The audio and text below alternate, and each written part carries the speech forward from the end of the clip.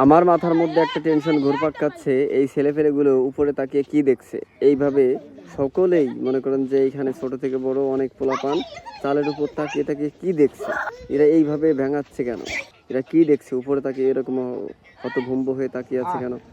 পরে একটু ঘুরে যাই, দেখলাম যে ওই চালের উপরে একটা হনুমান এসে ওইখানে বসে আছে এবং আমার আঙ্কেল একটা কলা নিয়ে গেল।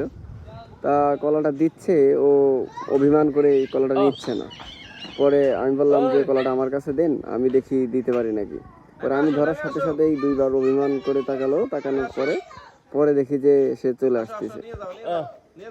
আর গাইস, লাস্টে এমন একটা ঘটনা ঘটবে আমার সাথে, আমি কখনোই আশা করি নাই যে আমার সাথে এরকম একটা ঘটনা ঘটবে।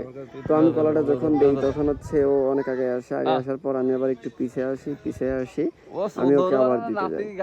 তো মানে কলাটা ধরতে পারবে না, আমি এত দূরে আছি। পরে একটু আগায় যেয়ে দিলাম যে ও অনেক ক্ষুধার্ত, ও সকাল থেকে কিছু খায় নাই, কোত্থেকে এসেছে কিছুই জানি না।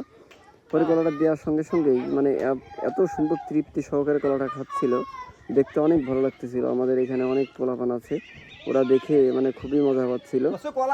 আর আমার সঙ্গে যে শেষে মনে করেন যে এরকম একটা ঘটনা ঘটবে আমি কখনোই আশা করছিলাম না, আমি কখনোই প্রস্তুত ছিলাম না যে এরকম একটা ঘটনা ঘটবে।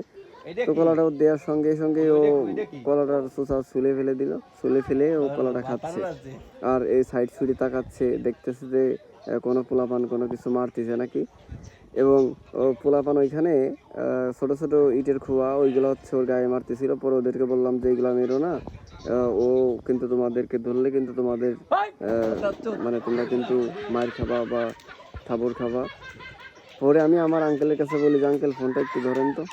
আঙ্কেল আমার ফোনটা ধরার পর হচ্ছে আমি ওই দিক দিয়ে হচ্ছে যাচ্ছিলাম ওর দিকে। পরে ও এরকমের সেই দাঁত ভ্যাকসে ভয় দেখাচ্ছে, মানে আমার উপরে জাম্প করবে এমন একটা ব্যাপার। পরে আমি এই সাইড দিয়ে যাচ্ছিলাম, কিন্তু লাস্টের যে ঘটনাটা ঘটবে আমি কখনোই প্রস্তুত ছিলাম না। পরে আমি এখান থেকে যাই, ঘুষি মারার পর তো আমার হাত মাত ছুলে গেল আর ও এক। তো গাইস, আজকের মতো ভিডিওটা এই পর্যন্তই। ভালো থাকবেন, সুস্থ থাকবেন, আল্লাহ হাফেজ।